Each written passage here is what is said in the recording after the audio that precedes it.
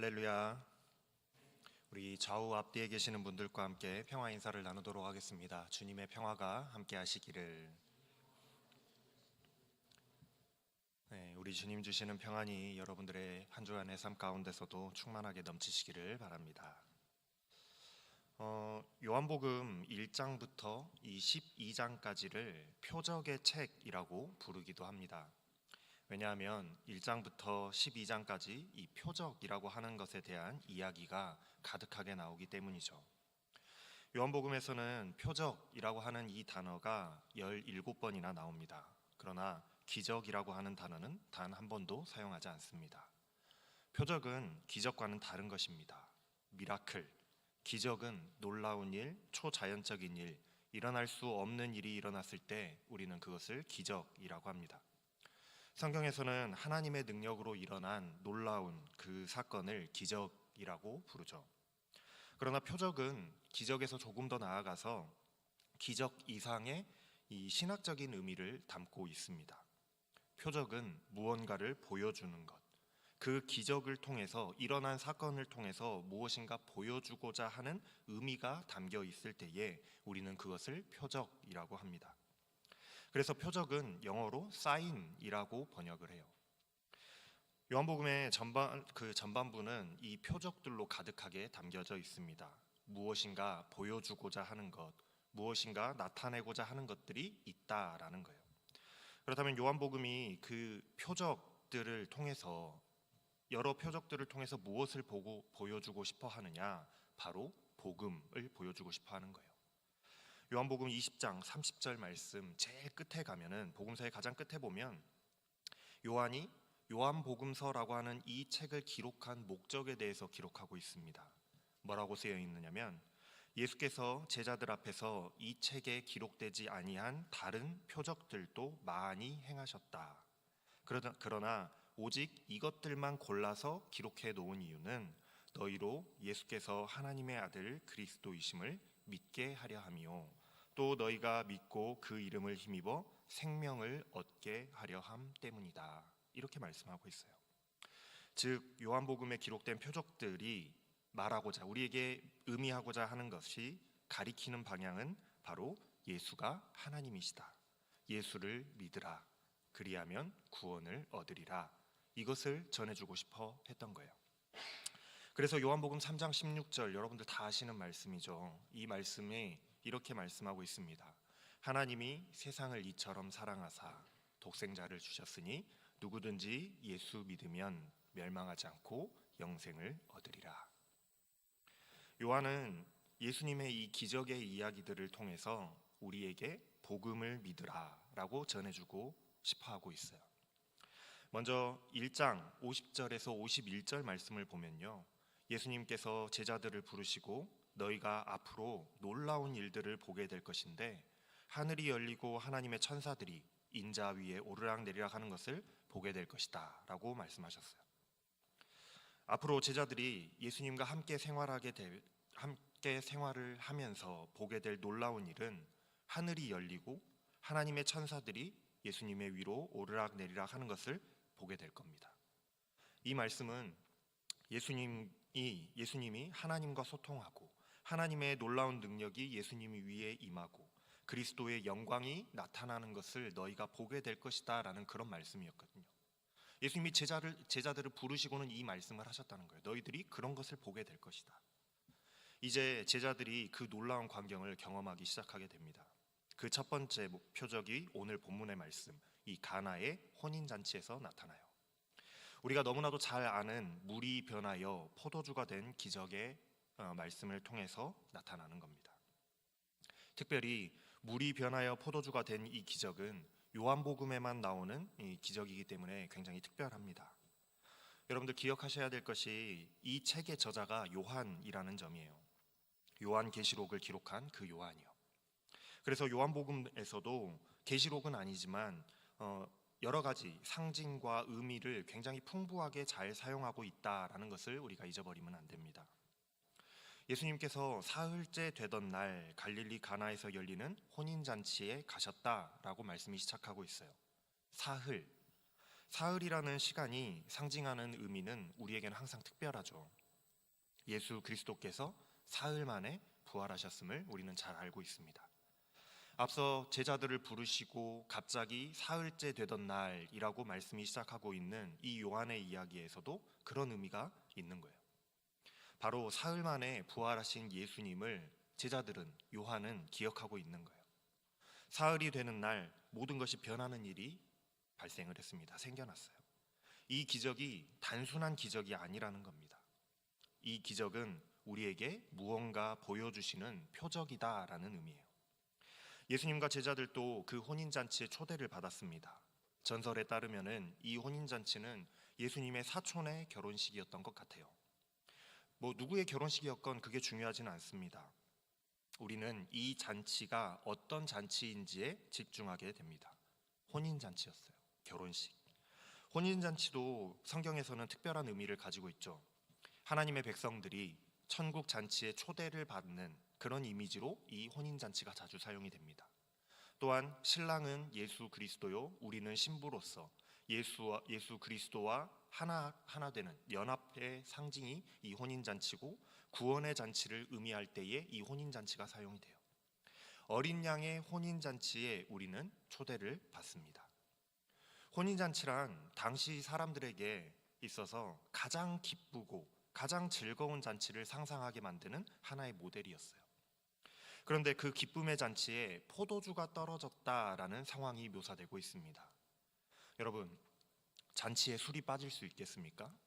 물론 여러분들은 술을 한 모금도 드시지 않기 때문에 술을 상상도 하지 않으시겠지만, 여러분들 잔치에 술이 빠질 수 있겠습니까?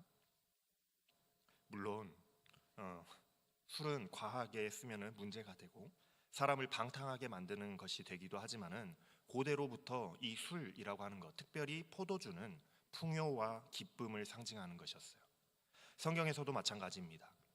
포도주는 항상 기쁨의 상징이요, 은혜의 상징이요, 풍요로움의 상징이고, 하나님이 하나님의 백성들에게 주시는 복을 상징하는 것이었어요. 혼인잔치라는 기쁨의 잔치에 즐거움을 누리는, 우리에게 즐거움을 주는 포도주가 빠진다라는 것은 상상도 할 수 없는 일이었고, 만약 그런 미흡한 잔치를 준비했다라고 한다면 정말로 아무것도 모르는, 손님을 무시하는 또는 무례한 혼주로 평가를 받을 겁니다. 더 이상 기쁨의 잔치가 아니게 되어버리는 거예요. 그만큼 잔치에서 포도주는 중요한 것이죠. 특별히 기쁨이 넘쳐야 하는 이 혼인잔치에서는 더더욱 그렇습니다. 자, 그런데 지금 이 잔치에 비상이 걸린 거예요. 예상보다 손님이 너무 많이 왔던 것인지 포도주가 잔치 도중에, 잔치 중간에 모두 동나버린 겁니다. 그런데 특이한 것은 예수님의 어머니 마리아가 나서서 예수님께 이 이야기를 한다는 거예요. 포도주가 다 떨어졌단다. 큰일이구나. 물론 마리아도 예수님도 이 잔치와 무관하지는 않습니다. 어쨌든 사촌이면 가족이잖아요. 그러나 엄밀히 따지고 본다면 예수님도 초대를 받고 온 입장에서 나와 관계없는, 상관없는 이야기일 수 있다라는 거예요. 그런데 마리아는 예수님께 이 상황을 마치 해결해 보라는 듯이 상황을 예수님께 말하고 있어요. 포도주가 다 떨어졌다는데. 그래서인지 예수님도 어쩌라고를 시전합니다. 여자여, 나와 무슨 상관이 있나이까? 나와 무슨 상관이 있나이까? 이 말씀은 나보고 어쩌라는 겁니까? 나와 상관없는 일인데 제가 끼어드는 것은 맞지가 않습니다. 이런 의미를 포함하고 있는 말씀이거든요. 그 이유가 뭐냐면, 아직 내 때가 이르지 아니하였습니다라고 그 이유를 설명하시죠. 때, 이 때라고 하는 것이 중요합니다. 예수님의 때는 아직 이르지 않았어요. 예수님의 때가 무엇입니까, 여러분? 예수님이 고난당하실 때, 예수님이 죽임당하실 때, 예수님이 부활하시고 승천하실 그 때, 주인공이 나타나서 활약해야 하는 그 때가 아직은 아니라는 거예요. 아직은 내 때가 아니라는 겁니다. 아직 주인공이 등장할 타이밍이 아닌데 갑자기 감독이 무대에 올라가라고 막 부추긴다라고 한다면 어떻겠습니까? 당황스럽지 않겠어요? 아직 내 때가 아닌데요? 어리둥절하겠죠. 그러나 마리아는 넌지시 하인들에게 너희에게 무슨 말씀을 하시든지 그대로 하라라는 주문만을 남겨놓고 자리를 떠나가요. 성경에는 나오지 않지만 아마도 마리아는 이미 예수님에 대한 믿음이 있었던 것 같습니다. 그가 하나님의 아들이요 그리스도라는 사실에 대해서 말이에요. 어쩌면 마리아는 처음 천사로부터 그 예수 탄생에 대한 고지를 받았을 때부터 한순간도 잊지 않고 마음속에 품고 있었는지도 모르겠어요. 어쨌든 그곳에는 유대인의 정결 예식에 따라 두세 통 드는 돌 항아리 6이 놓여 있었습니다. 유대인들의 정결 예식이란 말 그대로 정결하게, 유대인들이 지금까지 지켜오던 정결하게 하는 예식을 말합니다. 대대로 지켜오던 그 정결 예식이요. 그러니까 유대인들은 자신의 그 죄를 정결하게 하기 위해서 제사 드리는 방법, 손을 씻고 발을 씻고 음식을 가려 먹고 안식일을 지키는 등의 이 정결 예법을 다양하게 가지고 있었어요. 이것들을 잘 지키는 아주 복잡한 수고를 하여야지만 나의 정결함을 그나마 유지할 수 있었습니다. 지금 이 잔치집에 있는 돌 항아리만 봐도 그래요. 유대인들은 흙으로 만들어진 그릇, 질그릇이라고 하죠. 이 질그릇은 매우 쉽게 오염되는 것으로 규정합니다. 그래서 특별하게 이렇게 정결 예식에 사용될 도구로는 절대 사용하지를 않아요. 혹시라도 오염되면 바로 깨뜨려 버려야 하는 것이 질그릇이기 때문에 이런 데는 사용하지 않는 겁니다. 씻어서 사용하는 것이 불가능했기 때문에 그래요. 그래서 일반적으로 정결 예식에 사용되는 도구는 쇠나 돌로 만들어져 있어야만 사용할 수가 있었어요. 그래서 이 집에 정결 예식을 위한 돌 항아리가 있었던 겁니다. 아마도 이 돌 항아리는 집에 초대를 받아서 이제 손님들이 오겠잖아요. 집에 초대를 받아오는 손님들이 정결함을 유지하기 위해서 이 손을 씻고 발을 씻을 때 사용하는 물이 담겨져 있었던 것 같아요. 즉 정결 예식과 정결 예식이라고 하는 것, 그리고 물이라고 하는 것, 이 돌 항아리, 이 셋이 의미하는 바가 나의 죄를 씻어낸다라는 의미가 담겨져 있는 거예요. 죄를 씻어내고 정결한 상태로 이 기쁨의 잔치에 입장하기 위한 것이었던 겁니다. 그래서 이 두세 통 드는 돌 항아리에 물이 채워져서 준비되어져 있던 거예요. 그러나 그런 돌 항아리가 6개였다라는 것은 이 죄를 씻어내는 방법이, 정결하게 만드는 이 방법이 온전하지 않았다라는 것을 말해줍니다. 왜냐하면 유대인들은 이 7이라고 하는 숫자를 완전 숫자라고 생각했는데 돌 항아리가 6개였다라는 것은 완전하지 못한, 7에서 하나 모자란 것을 의미하기 때문에 그래요. 유대인은 7을 너무나도 사랑하기 때문에 6개를 놓지 않고 어떻게든지 7개를 맞춰놨을 거거든요. 그런데 6개였다라는 거예요. 어쨌든 예수님께서 하인들에게 이 항아리에 물을 채우라고 말씀하십니다. 하인들은 물이 곧 넘실거릴 때까지 가득 채워 넣습니다. 그리고 다시 말씀하시기를 떠다가 연회장에게 가져다 주어라 라고 말씀하세요. 너무나도 이상하고 아무런 일도 일어나지 않은 그런 상황이었지만은 하인들은 말없이 명령에 따라서 물을 떠서 이 연회장에게 가져다 주었습니다. 그런데 놀라운 일이 일어나요. 갑자기 우리가 마술을 부리시듯이 뭔가 뿅 하고 이렇게 효과가 나타나거나 효과음이 있지도 않았는데 놀라운 일이 일어납니다. 그 물 맛이 너무나도 맛이 있는 거예요. 마치 엄청나게 맛있는 최상품의 포도주의 맛이 나는 겁니다. 연회장이 놀랐어요. 도대체 이런 좋은 포도주가 왜 이제서야 나오느냐고 말이죠. 그래서 연회장이 신랑을 불러다가 따져 묻습니다. 연회장이라고 하는 거는 보통 전문 파티 플래너나 아니면은 신랑의 친구가 신랑을 대신해서 이 파티를 관리 감독하는 그 전문적인 사람을 연회장이라고 하거든요. 그래서 연회장이 신랑을 불러다가 따져 묻는 거예요. 아니 보통은 진짜 맛있는 포도주를 먼저 내놓고 손님들이 좀 취하고 혀가 마비되고 나면 점점 안 좋은 것을 내놓는 것이 당연한 순리인데 너는 왜 제일 좋은 거를 어디다 지금까지 숨겨놨다가 이제서야 내놓느냐고 뭐라고 하는 거예요. 이게 파티의 처음부터 나왔다라고 한다면 더욱 풍성하고 더욱 즐거운 기쁨의 잔치가 되었을 텐데 왜 이제서야 이걸 내놓느냐는 거죠. 관리자의 입장에서는 아쉬울 노릇이었던 거예요. 그러나 그 명령을 수행했던 하인들은 이 포도주가 어디에서 나왔고 어떻게 만들어진 것인지 모두가 다 알고 있었습니다. 그들은 그 모든 과정을 봤거든요. 바로 예수님의 개입으로 예수님이 그 사건에 개입하심으로 생겨난 일이었어요. 본래 예수님은 이 사건에, 이 일에 개입하지 않으려고 하셨습니다. 내 때가 아직은 이르지 않았다라고 말씀하시면서요. 그러나 그 말씀과는 다르게 예수님은 이 상황에 개입하셨습니다. 그리고 물이 변하여 포도주가 되는 기적을 보여주셨습니다. 만약 예수님께서 이 사건에 개입하지 않으셨다라고 한다면 어떻게 됐을까요? 아마도 이 혼인잔치는 더 이상 기쁨의 잔치가 되지 못했을 겁니다. 어쩌면 다 망해버린 잔치가 되었을지도 모르겠어요. 그러나 자신의 때가 아님에도 예수님께서는 그 잔치에 개입하셨을 때에 이 잔치는 더욱 즐겁고 기쁜 성공한 잔치가 되었습니다. 왜요? 예수님께서 개입하심으로 문제가 생겨났던 그 문제가 해결되었기 때문입니다. 그렇다면 예수님의 때가 되었을 때, 예수님의 때가 아니었을 때도 예수님이 개입하시면 이 정도의 사건이 일어나는데, 예수님의 때가 되었을 때에 예수님이 개입하시면 얼마나 더 대단한 일이 일어날까요? 고난당하시고 십자가에 죽으시고 부활하시고 승천하시는 예수님의 때가 되었을 때에 우리를 구원하시는 엄청난 하나님의 역사가 일어나지 않습니까? 예수님이 개입하셨을 때 말이에요. 사실 오늘 물이 변하여 이 포도주가 된 사건, 이 기적, 예수님의 때가 되면 일어날 엄청난 그 일을 보여주는 하나의 예시요, 예표요, 사인이요, 표적의 역할을 하고 있는 거예요. 사실 물이 변하여 포도주가 되었고, 그래서 이 잔치가 기쁨의 잔치로 끝났다라는 이 이야기는 별로 중요하지 않습니다. 그보다도 이 기적의 사건이 우리에게 무엇을 보여주는가, 이것이 우리에게 어떠한 표적이 되는가가 우리에게는 더욱 중요하겠죠. 물이 변하여 포도주가 된 이 표적은 예수님의 개입으로 무엇이 변화되었는지를 보여주고 있어요. 예수님이 개입하셨을 때 무엇이 변화되었는가?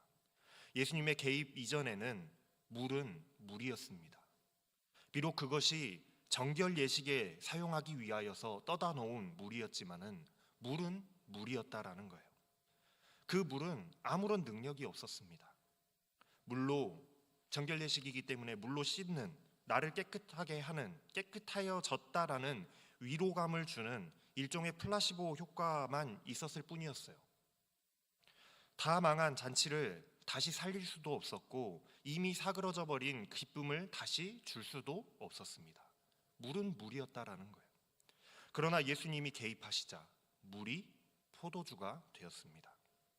그리고 기쁨이 사라졌던 잔치에 다시 기쁨이 차올랐어요. 문제가 해결되었습니다. 다시 잔치는 계속되었습니다. 예수님이 개입하시자 물이 변하여 포도주가 되었던 거예요. 이 기적의 사건이 단순히 물이 변하여 포도주가 되었다라는 그런 마법 같은 일을 보여주는 것이 아닙니다. 이 기적은 예수님이 개입하셔서 변화된 하나님의 구원의 역사의 변화를 보여주는 거예요. 지금의 이스라엘 백성들은 어린 양의 혼인잔치에 초대를 받았습니다. 그래서 그들의 방법대로, 그들의 정결 예식대로 나름의 정결함을 유지하기 위하여서 물로 죄를 씻어내고 혼인잔치에 들어갔습니다. 그러나 그런 정결 예식으로는 온전하지가 않았어요. 즐겁고 기뻐야 할 혼인잔치가 포도주가 떨어져 모든 것이 다 끝나버릴, 기쁨이 다 파탄나버릴 그럴 위기에 있었습니다. 그러나 예수님이 그 상황에 개입하심으로 모든 상황이 반전되었어요. 물이 변하여 포도주가 되었습니다. 정결 예식을 위해 마련된 그 물통이 물이 아니라 핏빛 포도주로 가득하게 되었어요. 더 이상 정결을 위하여 물을 사용하지 않습니다. 변화된 포도주를 사용하는 거예요. 포도주는 예수 그리스도의 보혈을 상징합니다. 그리스도의 보혈은 우리의 죄를 씻어냅니다. 그리스도의 보혈은 불완전하지 않습니다. 그래서 물로 씻어내듯이 계속해서 날마다 매일 반복해서 씻어내야 할 필요가 없어요. 그러니 주님이 주시는 포도주는 우리에게 기쁨을 주는 겁니다. 포도주가 떨어져서 기쁨의 잔치가 끝나버릴 위기였지만은 어디선가 최상급의 그 포도주가 다시 공급되었을 때에 기쁨의 잔치가 다시 불타올랐습니다. 그리스도의 보혈로 죄 씻음을 받고 하나님의 천국 잔치, 어린 양의 혼인 잔치에 참여하게 된 자들은 기쁨이 넘쳐나게 되는 거예요. 구원받음의 기쁨이 넘쳐나게 되는 겁니다. 물이 변하여 포도주가 된 기적, 이 사건은 표적의 사건인 거예요. 우리의 노력으로는 온전할 수 없고 정결할 수 없는 그런 상황 속에서, 어쩌면 그렇게 구원의 잔치에 참여하지 못할 그런 상황 속에서 예수 그리스도가 우리의 삶 가운데에 개입하심으로 이제 새로운 하나님의 구원의 역사가 시작되고, 그 포도주를 마신 자들은 어린 양의 혼인잔치에 참여하여서 함께 구원의 기쁨을 누리게 될 것을 보여주는 표적의 사건인 것입니다. 어릴 적 주일학교에 많이 불렀던 찬양이 있습니다. 여러분들도 다 아실 거예요. 예수님이 말씀하시니 라는 찬양이에요. 여러분들은 혹시 그런 찬양 안 들어보셨습니까? 장로님은 나이가 좀 있으셔가지고 이미 딱 아시는 것 같아요. 고개를 끄덕끄덕 하시는데, 그런 찬양이 있어요. 제가 남들 앞에서 부끄러워서 노래를 잘 안 하는데, 예수님이 말씀하시니 물이 변하여 포도주 됐네. 예수님이 말씀하시니 물이 변하여 포도주 됐네. 이런 찬양이 있거든요. 다 들어보셨죠? 예수님이 이 찬양이요, 가사를 가만히 생각해 보면 예수님이 개입하시니 물이 변하여 포도주가 되었습니다. 예수님이 개입하시니 포도주가 떨어졌던 잔치의 문제가 해결되었고, 잔치는 기쁨의 잔치가 되었습니다. 예수님이 개입하시니 이전에 물과 제사로 씻어내던 그 불완전한 정결 예식이 변하여 온전하고 완전한 죄사함의 구원이 우리에게 주어졌습니다. 물이 변하여 보혈이 주어졌어요. 더 이상 언제 끝날지 모르는 그런 잔치가 아닙니다. 영원한 기쁨의 잔치, 구원의 잔치가 계속되는 거예요. 예수님이 개입하시니 말입니다. 여러분, 이 찬양의 후렴구가 무엇인 줄 아십니까? 아시는 분들 한번 큰 소리로 불러보세요. 예수님, 예수님, 나에게도 말씀하셔서 새롭게 변화시켜 주소서. 예수님, 예수님, 내 인생에도 개입하여 주셔서 새롭게 변화시켜 주소서. 마치 이 두세 통 드는 돌 항아리에 담겨 있던 그 물과 같이 나름대로 최선을 다해 정결하여 보려고, 하나님의 뜻대로 살아보려고 노력해 보지만 여전히 부족하고 여전히 불완전하고 여전히 모자란 그런 인생일지 모릅니다. 그러나 이런 부족하고 불완전한 인생에도 우리 예수님께서 개입해 주시면 변화가 일어나는 거예요. 최상급의 포도주와 같이 모든 죄를 씻기는 그리스도의 보혈과 같이 변화되는 것입니다. 온전하여지고 완전하여지고 깨끗하여져서 새롭게 변화된 하나님의 백성으로서 천국 잔치에, 어린 양의 혼인 잔치에 참여하게 되는 것입니다. 그러니 예수님이 개입하신 인생은 기쁘고 행복할 수밖에 없는 거예요. 물이 변하여 포도주가 된 기적 속에는 예수는 그리스도시요 하나님의 아들이시다라는 것을 보여주는 그 사인이 담겨져 있습니다. 새롭게 변화시키시는 하나님의 능력, 모든 죄를 맑게 씻기시는 그리스도의 보혈의 능력, 하나님의 구원하심의 계획이 표적으로 담겨져 있었던 거예요.